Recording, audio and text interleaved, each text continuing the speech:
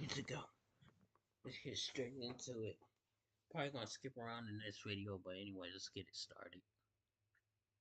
Hey, so my boy. Yeah, hit that like button, hit that subscribe button if y'all new. On the motorway to the hotel, the ring to Barcelona.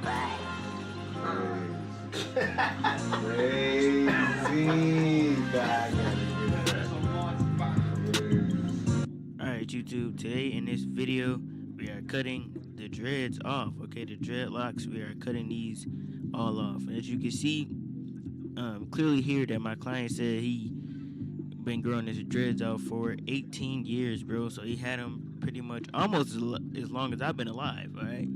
I'm 21, so there's 3 more years, you know what I'm saying? He started growing his dreads out, so that's fire, man. But my guy said he wanted to do a change. And actually, one of my other clients actually recommended me to him, and he hit me up and was like, bro, I want to chop it all off. Let's do a YouTube haircut. All gone, man.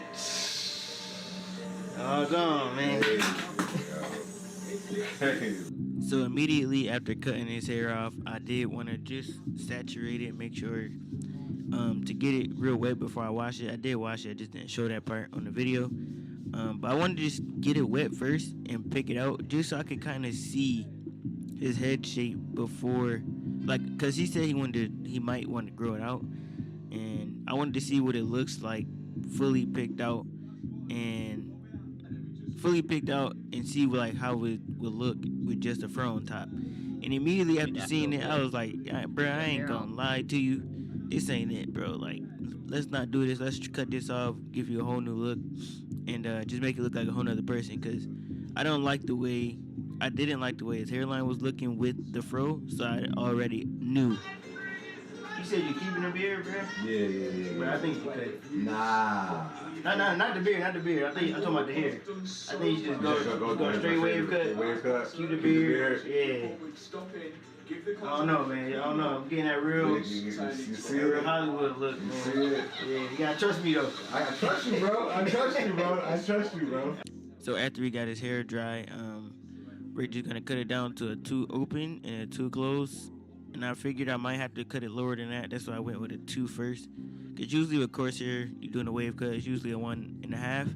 But I just wanted to do a 2 close because I wanted to give him that real thick, full cut look. So we did that first, and it did unveil some cowlicks like in the taper area on the left side, his left side. You will see me, like, when I start doing the taper, trying my best to blend it out. And this is a little trick I usually do when I cut people's hair down. If I don't have mousse, I usually just use water and blow dry it with low heat, and I just brush it down. And you will see like how the hair all lays completely straight in the direction that you want it to. This will get the hair to lay how you want it, and also like get the hair a little ripples, you know what I'm saying? Not waves, but definitely a little ripples. He's gonna leave out with more than he came in with, you know what I'm saying? But back what I was saying, man, this client did come from one of my other clients, my boy Val, which is actually my older cousin. Y'all gonna see his face pop up. But yeah, my boy Val sent him here to get his hair cut.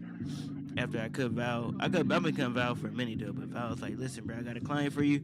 Nice transformation. Should be a dope video. So working on this side, you can see I'm about to do a high taper, just another high taper, man, nothing crazy.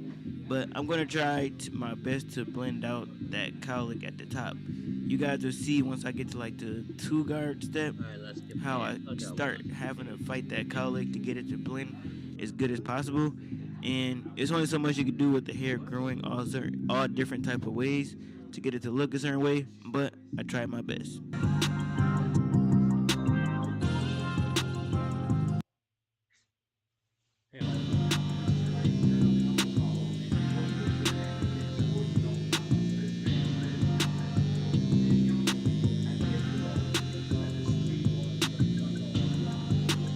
So now prepping this lineup, man. The only thing I did was just clear out the skin with some rubbing alcohol and sprayed a little bit of hairspray in the lineup. And now I'm just gonna attack it using my cocoa trimmers. And you can see, my client's corners are lighter than usual. So we're gonna take that front just a little bit more back and not leave it as natural. That way you can have a nice clean lineup, okay? Now, some of y'all might be like, oh, you're pushing them back. But barbers understand where I'm coming from. You know what I'm saying? Like clients would much rather have a slightly pushback lineup for a fuller hairline versus a supernatural hairline.